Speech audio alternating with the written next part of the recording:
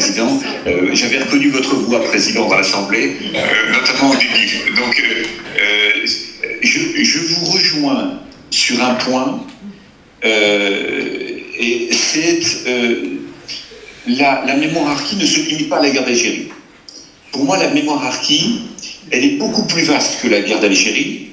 Et lorsque je parle de la mémoire harkie, je mets sous mon aile les armées d'Afrique.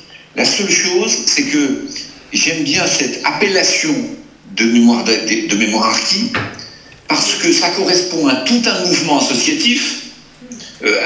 En ordre de grandeur, lorsque j'ai demandé à l'ONAVG combien d'associations il y avait, on m'a répondu 256. Donc, si vous voulez, il y a tout un mouvement qui existe, et du côté des mouvements de soutien des indigènes de l'armée d'Afrique, il y en a un peu moins. Donc, le meilleur moyen pour couvrir la totalité de cette histoire, qui, à mon avis, commence en 1830 et se termine à nos jours, eh bien, c'est de parler de l'organisation consacrée à la mémoire des harkis. Vous voyez, le second point, c'est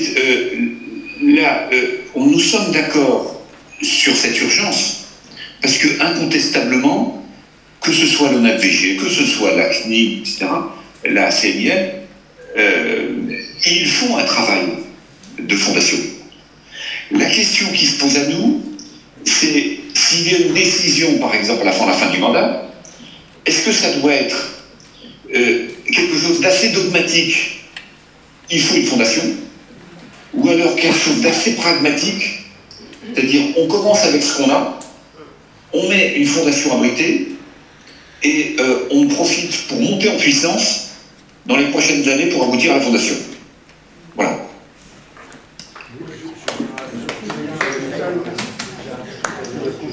Oui, monsieur Gadget.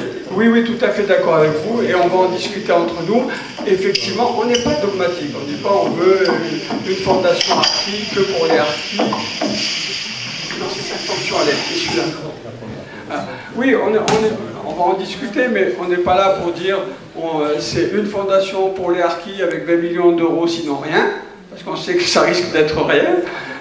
Mais il ne faut pas perdre de vue que même si on doit commencer par, pourquoi pas, une fondation abritée sous la fondation de la mémoire de la guerre d'Algérie, il faut que les choses soient beaucoup plus claires, parce qu'aujourd'hui, je suis au conseil scientifique de cette fondation, qui fait un travail intéressant, remarquable. En 10 ans d'existence, il y a 2 colloques sur les harkis. Pourquoi pas? Parce qu'il y a tellement d'autres choses de la guerre d'Algérie. Donc il faut à ce moment-là que les choses soient beaucoup plus claires, des moyens fléchés, des conseils d'administration revus, et puis, et même changer dans le titre. Alors c'est la fondation de la mémoire des harkis et de la guerre d'Algérie, par exemple. Voilà.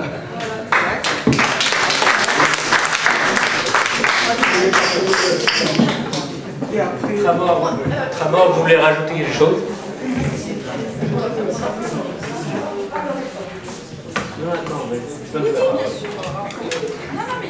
Je crois que j'aurai à répondre après, alors.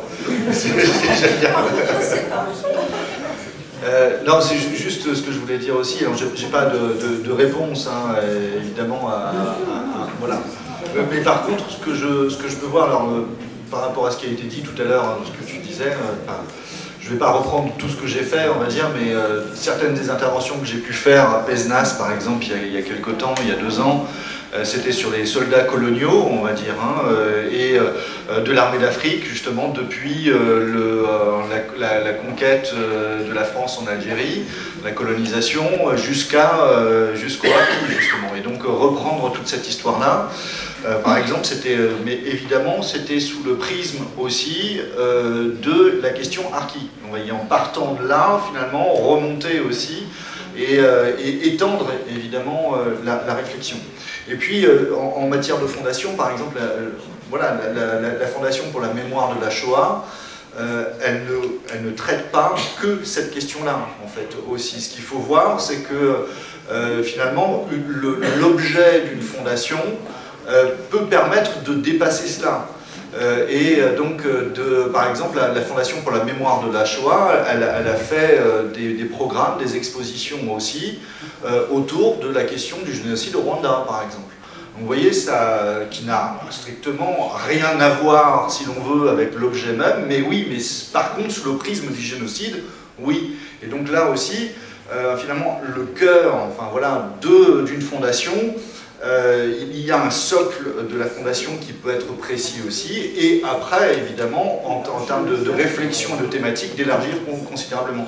De la même manière, il y a plusieurs années, par rapport à ce que tu disais aussi tout à l'heure, à la radio, je crois que c'était sur RFI, j'avais parlé, donc c'était sur les harkis que j'intervenais, et j'avais également tissé le parallèle avec les Hmong pendant la guerre d'Indochine.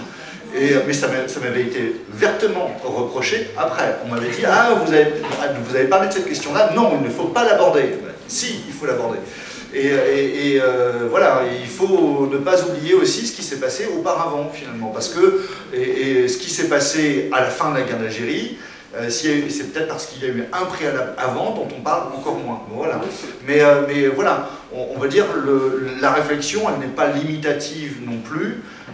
Et je pense que voilà, tout ça, ça doit s'inscrire aussi dans une dynamique de réflexion, guerre d'Algérie évidemment, et historiquement, en repartant plus loin, et même, pourquoi pas, en descendant. Exact, oui, tout à fait, ouais. Bah, voilà, moi je raisonne pas de la même manière, on va dire, je raisonne en termes de plan, si on veut, mais voilà. Mais oui, mais c'est le résultat est le même, ouais. Laisse le micro à Monsieur le GA, je voudrais qu'il me donne son sentiment. Juste, je voudrais rebondir sur deux propos.